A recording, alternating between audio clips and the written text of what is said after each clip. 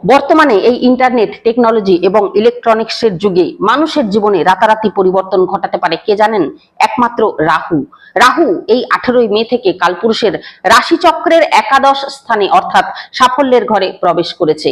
এই সাফল্যের ঘরে বসে রাহু মানুষের মনের মধ্যে অত্যন্ত আকাঙ্ক্ষা এবং চাহিদার সৃষ্টি করবে এবং রাহু আপনাকে দিয়ে সেই কাজই করিয়ে নেবে এবং সেই পথে নিয়ে যাবে যে পথে গেলে, যে কাজ করলে আপনার সেই আকাঙ্ক্ষাগুলো পরিপূর্ণ হতে পারে।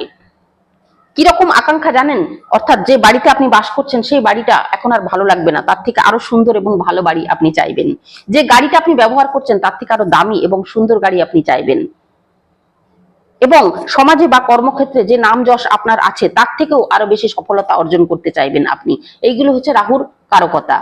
18ই মে থেকে রাহু আপনার জীবনে ভালো ফল দিচ্ছে কি করে বুঝবেন? আপনার জীবনে যে কাজকর্মে বাধা আসছিল সেগুলো দেখবেন একের পর এক সেই বাধাগুলো সরে যাচ্ছে 18ই মের পর থেকে। আপনার জীবনে অনেক অপরচুনিটিস আসছে।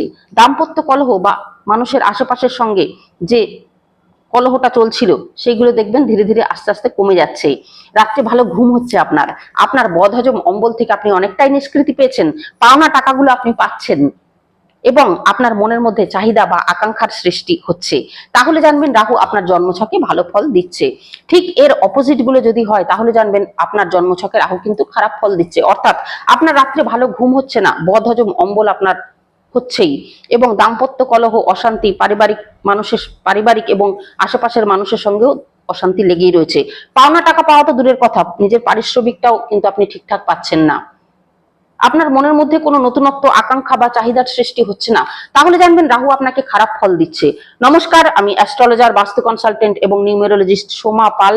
যদি আপনার জীবনে রাহু খারাপ ফল দেয় তাহলে আপনি কিভাবে রাহুর থেকে ভালো ফল আদায় করবেন সেটাই বলবো। প্রত্যেক শনিবার সরষের তেল এবং কালো তিল মিশিয়ে একটি মাটির প্রদীপে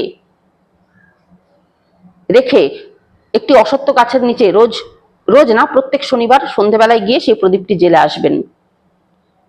গলায় রূপোর চেন বা হাতে রূপোর ব্রেসলেট পরবেন এবং কালো কুকুর বা কালো গাইকে খাবার খেতে দেবেন বা যে কোনো অবলা জীবকেই খেতে দেবেন। তাহলে রাহু খুব সন্তুষ্ট হয়। নিজের ঘরের বাথরুম পরিষ্কার রাখবেন এবং কোনো রকম নেশায় আসক্ত হবেন না, যেমন মদ, গাঁজা, জুয়া। মুখে অভদ্র বা খারাপ ভাষা ব্যবহার করবেন না। এইগুলো যদি আপনি মেনটেন করতে পারেন তাহলে রাহু থেকে আপনি অবশ্যই ভালো ফল পাবেন 1.5 বছরের জন্য।